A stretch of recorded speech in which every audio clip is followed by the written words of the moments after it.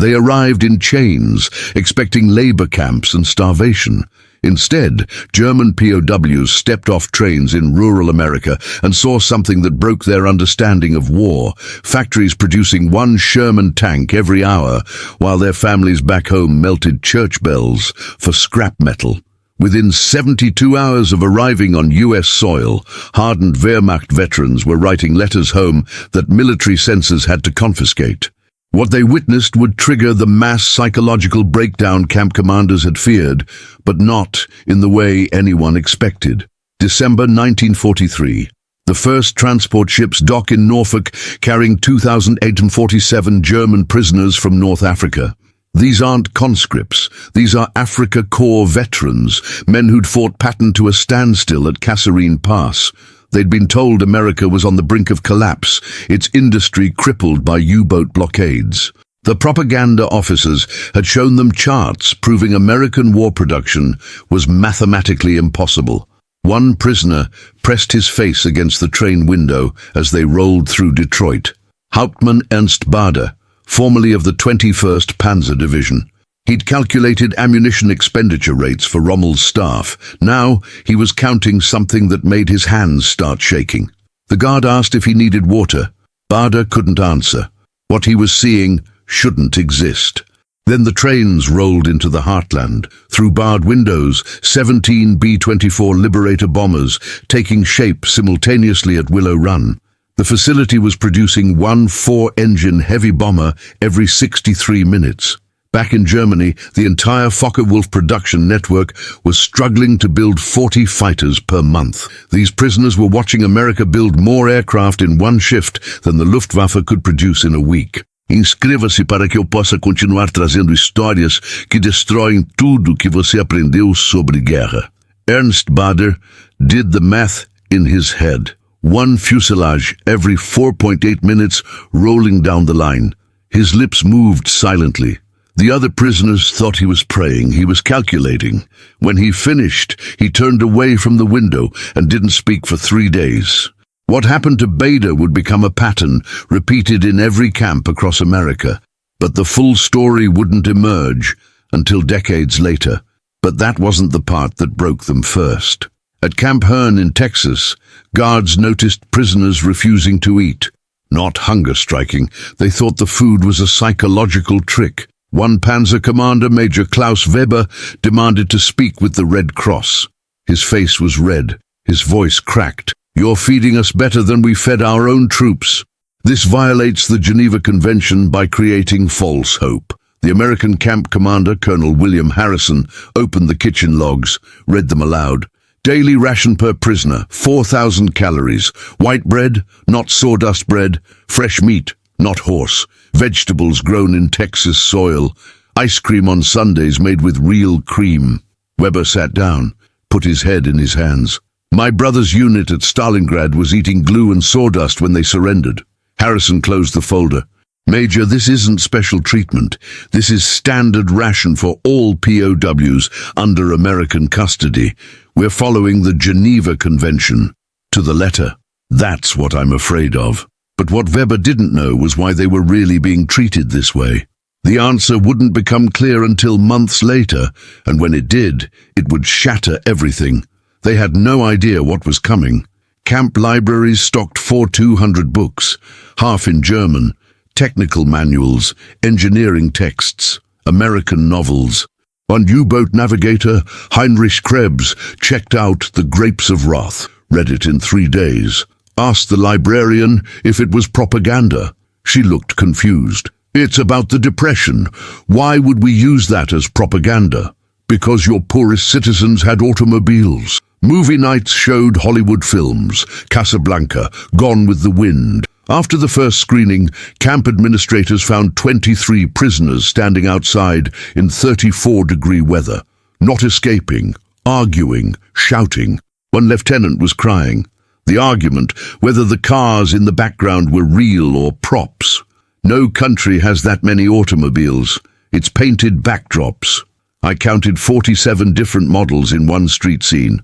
Exactly. Too many. Proves it's fake. A guard drove them to Hearn, Texas. Population 3,500. parked on the main street. Count. In 15 minutes, 73 automobiles passed. One corporal from Munich sat on the curb, whispered, "My father managed a BMW dealership. We sold 12 cars in 1942. Total for the year. Baseball games between barracks, German language newspapers, college courses through university extension programs. At Camp Concordia in Kansas, 23 prisoners earned degrees while in captivity. One Luftwaffe mechanic, Johann Richter, completed 2 years of electrical engineering coursework. Top 5% of his class. The university didn't know he was a prisoner until the final exam.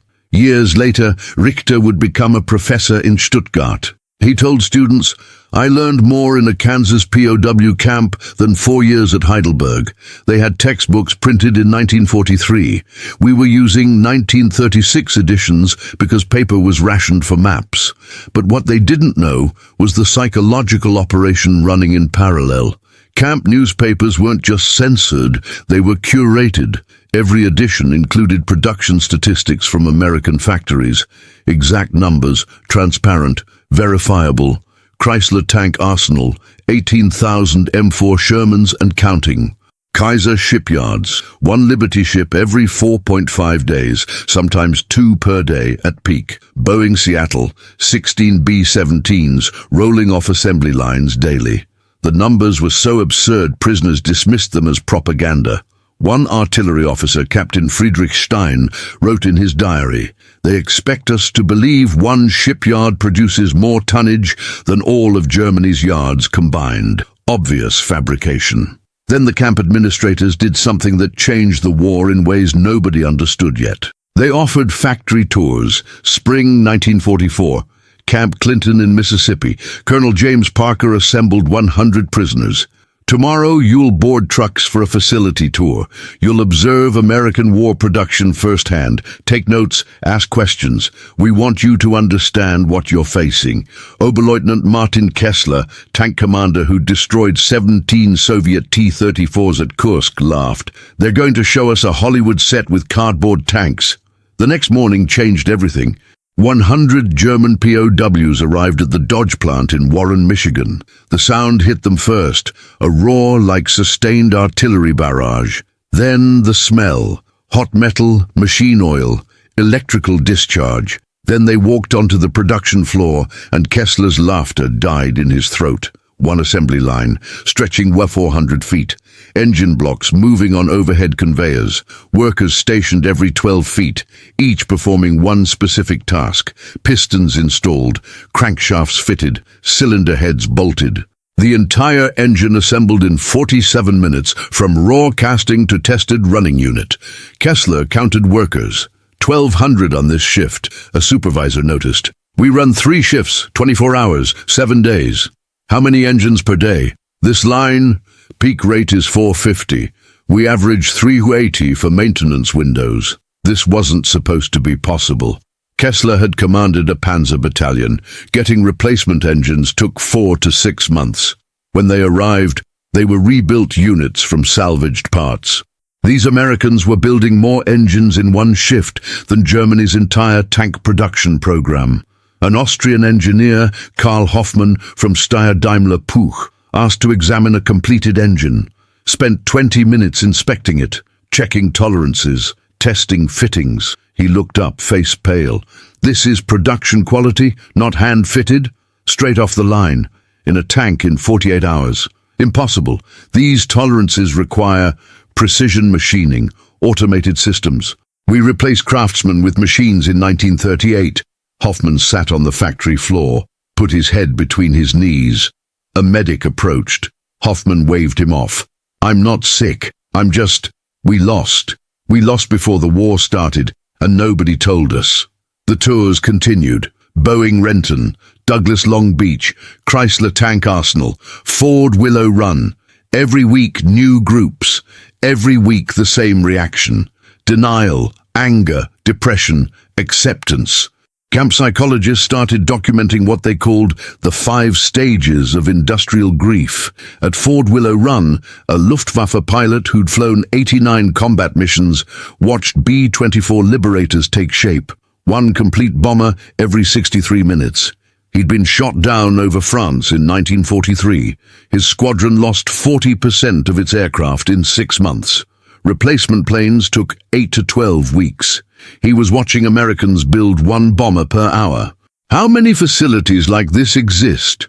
The guide handed him a War Production Board directory, January 1944, complete listing of major defense contractors, 307 major defense plants. The pilot read it twice, flipped through pages. His finger traced the numbers. Aircraft production 1943, 85,198 planes. Projected 1944, 96,000 planes. Peak monthly output. March 1944, 9,113 aircraft in 31 days. He handed it back. May I return to my barracks? Are you all right? I need to think.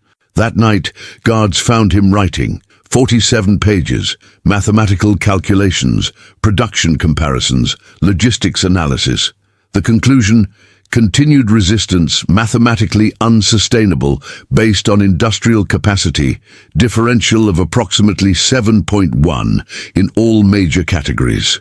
Addressed to Reichsmarschall Hermann Göring, Commander-in-Chief of the Luftwaffe. The letter never reached Germany. But what happened to it would change psychological warfare forever, though that part of the story was still unfolding. Then everything changed. POWs working agricultural programs started seeing America beyond the factories. Rural Texas, Kansas wheat fields, California orchards, and what confused them more than the industrial capacity: farmhouses, average American farmhouses, indoor plumbing, electricity, refrigerators, telephones, radios.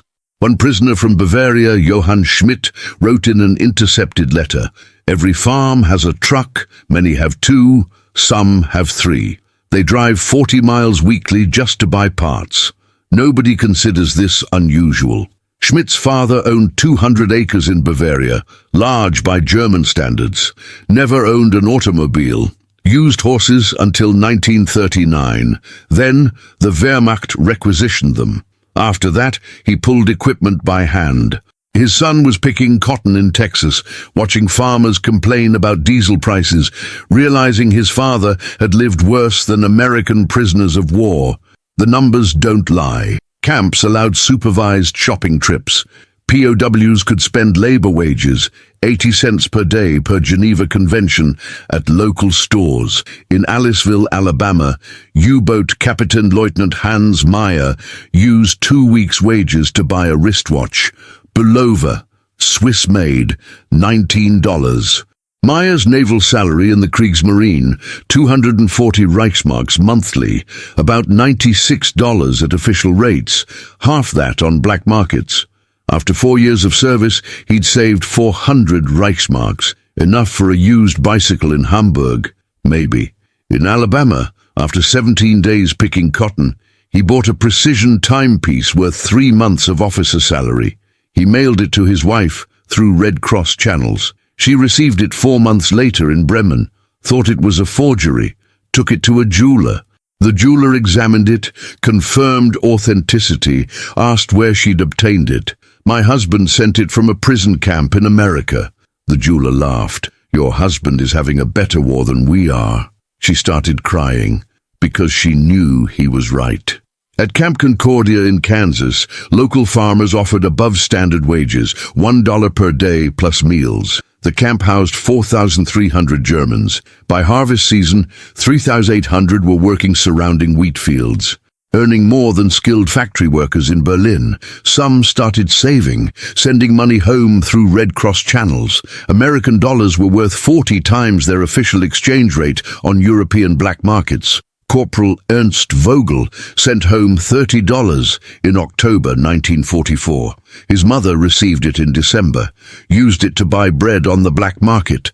$30 purchased enough bread for 7 months. Vogel was spending $30 every 5 weeks, considered it modest savings. The economic impossibility created psychological fractures. Prisoners who'd believed in the Reich, who'd fought with conviction, who'd trusted the Führer's assurances that Germany would triumph through superior will and ideology. They couldn't reconcile the mathematics.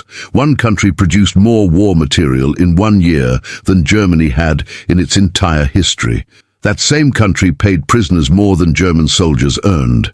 Those prisoners ate better than German civilians. All while America still manufactured automobiles, refrigerators, radios for domestic consumption. The equation had changed completely. By late 1944, camp commanders faced a new crisis, prisoners requesting extended stays. Over 400 POWs formally applied to remain in labor programs beyond armistice. They wanted to stay in captivity. German prisoners were asking to remain prisoners because it was better than freedom in Germany. But what nobody knew yet was how this would reshape everything after the war ended. January 1945. Camps started receiving new arrivals from the Battle of the Bulge. Not veterans, teenagers, boys aged 16-18 from Volkssturm units and Hitler Youth divisions. They'd been told they were winning, that V-2 rockets and Me-262 jets would turn the tide. That American industry was Jewish propaganda and paper statistics. The older POWs met them at barracks. Don't believe what you see. It's all fake. The food, the factories, the wealth, it's a movie set. A 17-year-old from Hamburg, Peter Müller, captured near Bastogne, listened politely, went to dinner, ate steak, mashed potatoes, gravy, green beans, apple pie, returned to barracks. The food is real. It's special treatment. They're fattening us. For what? We're captured. Why waste food on psychological tricks?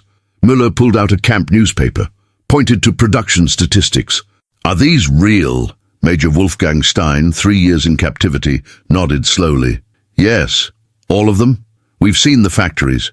Müller sat on his bunk, silent for 10 minutes. So we never had a chance. Not after they entered the war, maybe not before. Then why did we fight? Nobody answered. Because nobody had a good answer. February 1945. Camps received newspapers covering Dresden. The New York Times, February 15th. Photos, casualty estimates, bomber counts. Over 1,000 RAF bombers in initial wave, followed by 400 USAAF B-17s in daylight follow-up. Feldwebel Otto Meyer from Dresden read the article in the camp library, did the math publicly, stood up, voice shaking. 400 four-engine bombers. That's more heavy bombers than the entire Luftwaffe has aircraft of any type. An SS officer at a nearby table, Hauptsturmführer Dieter Koch, slammed his hand down. Lies. Mathematical impossibility. The Luftwaffe has... A guard approached. Would you like to see the War Production Board report? Koch nodded. The guard returned with a document. U.S. War Production Board, December 1944. Aircraft production, 1944, 96,318 planes. Peak monthly, 9,013 aircraft in March. Current operational inventory, approximately 38,000 aircraft in Army Air Forces alone. Doesn't include Navy, doesn't include training units, doesn't include reserves. Koch read it 3 times, stood, walked to the chaplain's office, spent 2 hours in confession, emerged with red eyes, never wore his SS insignia again. At Camp Ruston in Louisiana, 47 German officers signed a collective letter. 8 pages, dense technical analysis. Conclusion: immediate cessation of hostilities recommended on industrial grounds alone. Continued resistance will result only in additional casualties without affecting ultimate outcome. The letter was forwarded to Geneva. German military intelligence in Switzerland received a copy, read it, classified it as defeatist propaganda produced under duress, traced origin to compromised personnel showing signs of enemy psychological manipulation. The 47 signatories were marked for court-martial upon repatriation. What happened next broke everything. After VE Day, 31 of those 47 officers requested asylum in the United States. The other 16 returned to Germany. 3 were arrested by Soviet forces. The other 13 disappeared into occupied Germany, never prosecuted. The letter had been right. Every word, But here's what those 47 officers didn't know when they signed that letter, and what would become clear only decades later when classified files were opened. Their analysis would become the foundation for how America approached the Cold War. The letter was copied, studied, analyzed by military strategists. The lesson: you don't defeat America militarily. You can't. Not when one Chrysler plant outproduces your entire industrial base. If you haven't subscribed yet, understand this. We drop 2 videos daily, revealing the invisible wars that shaped history, the logistics battles, the economic conflicts, the industrial revolutions disguised as military operations, because the real wars aren't always fought with bullets. March 1945. OSS Psychological Warfare Units began Operation Homefront, printing excerpts from actual POW letters on leaflets. Not propaganda, real letters with Red Cross registration numbers, verifiable through neutral Swiss channels, descriptions of camp conditions, factory capabilities, American living standards. German soldiers started surrendering with leaflets in their pockets. Officers interrogating them noted a common question: is the ice cream real? American intelligence thought this was code. Then they realized these soldiers had read letters describing Sunday ice cream rations and genuinely needed to know if it was true, because if it was true, everything else was true. The factories, the production numbers, the automobiles, the wealth. If prisoners got ice cream, Germany had lost. At Camp POWs in Texas, administrators showed Frank Capra's Why We Fight documentary series. 7 films, 367 minutes total. Each included factory footage, production statistics, logistics networks, raw footage of assembly lines, shipyards, aircraft plants. After each screening, discussion groups, optional attendance. 90% of prisoners attended. Oberleutnant Hans-Ulrich Rudel, the most decorated Luftwaffe pilot of the war, 2,530 combat missions, 1 battleship sunk, 519 tanks destroyed, Knight's Cross with Golden Oak leaves, attended every screening, took notes. After the final film, he requested a private meeting. Is the footage altered or accelerated? Standard 24 frames per second. No edits for speed, length only. The Chrysler sequence showing 60 tank engines in 1 hour. That's real time? Real time. Rudel sat silent for 90 seconds. We never had a chance. Not from the first day. Every mission I flew, every tank I destroyed, it didn't matter. You were building them faster than we could destroy them, and we didn't even know it. After that, Rudel stopped wearing his Knight's Cross in camp. When officers asked why, "You don't wear medals for losing." April 1945. Western Front collapsed. New arrivals by the thousands. Entire Wehrmacht divisions surrendering without firing shots. Officers sabotaging equipment to justify retreat. Soldiers walking past American supply dumps without looting. They assumed it was a trap. No army could have that much material lying unguarded. The veteran POWs knew better. One new arrival, Panzer Grenadier from 12th SS Panzer, described the final days. We passed an American supply depot. No guards, acres of equipment, trucks, jeeps, ammunition crates, rations stacked 20 feet high. We thought it was bait, kept moving. 3 kilometers later, another depot. Same thing. Then another. We realized, this isn't bait. This is normal for them. They have so much they can't guard it all. A veteran from Camp Hearn nodded. They were fighting us with their practice equipment. The real army was still in reserve. VE Day, May 8, 1945. Camps received repatriation orders. Expected reaction, celebration. Actual reaction, panic. Over 2,000 POWs formally requested transfer to extended labor programs. They wanted to delay going home. Applications were identical. Family displaced, city destroyed. No employment opportunities. Request permission to remain in current work assignment. They wanted to stay in prison camps. Camp Alva in Oklahoma processed 26 requests for permanent U.S. residency. One 19-year-old private from Hamburg wrote, "I have eaten better in 6 months as prisoner than 6 years in Germany, including pre-war. My father was shipyard foreman at Blohm and Voss." We never had ice cream before the war. I had ice cream twice weekly here. I wish to remain. Denied. Repatriated August 1945. Returned to Hamburg. Found his apartment building destroyed. Father dead in bombing raid. Mother and sister alive. Living in a basement. Eating soup made from grass and potato peels. He wrote to Camp Alva's commander, "You were right to send me home, but you were also right about everything else. Thank you for the ice cream." The repatriation ships carried more than prisoners. They carried knowledge. Thousands of letters, detailed descriptions, sketches of assembly techniques, notes from factory tours, memories of how Americans organized mass production. British intelligence intercepted a letter from former Panzer commander Major Georg Reinhardt to his son in April 1945. "Do not believe speeches about wonder weapons.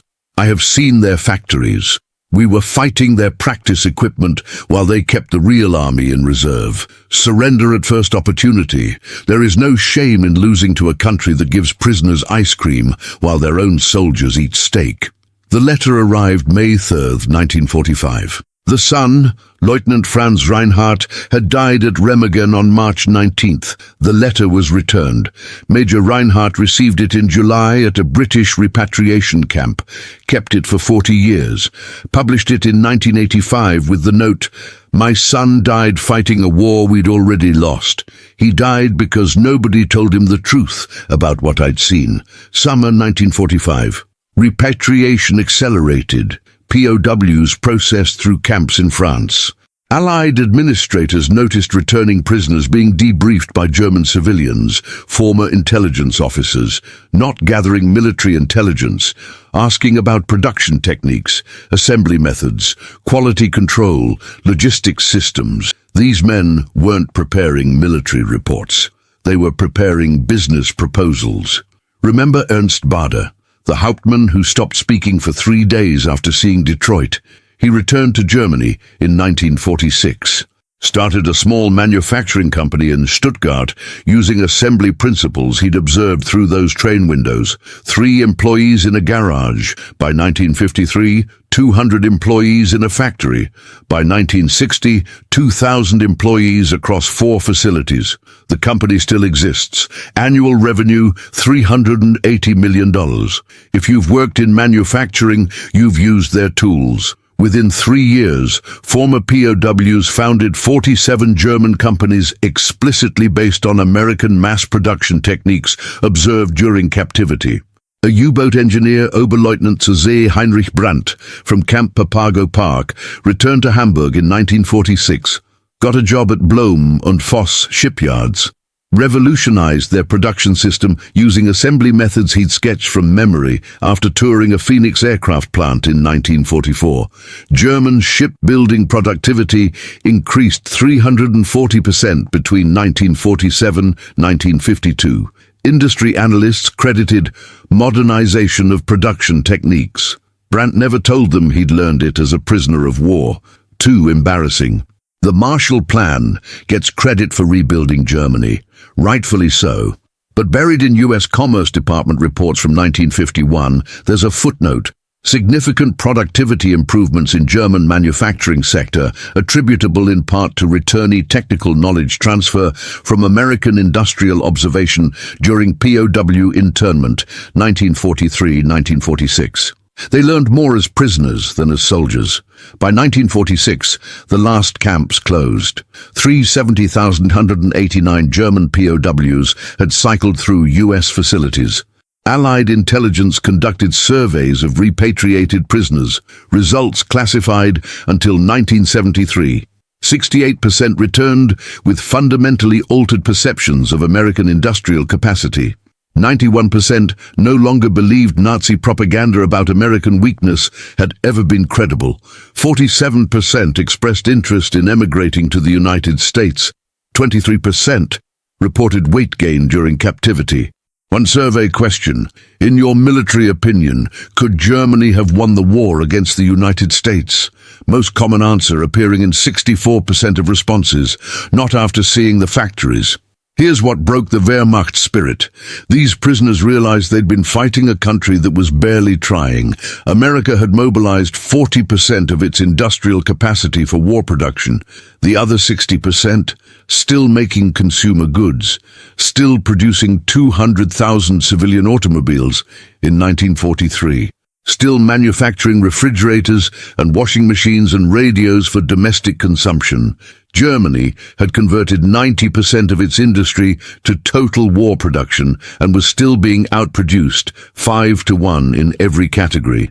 One final letter, seized by censors but preserved in national archives, written by Waffen-SS Untersturmführer Karl Steiner from Camp Carson, Colorado, June 1945.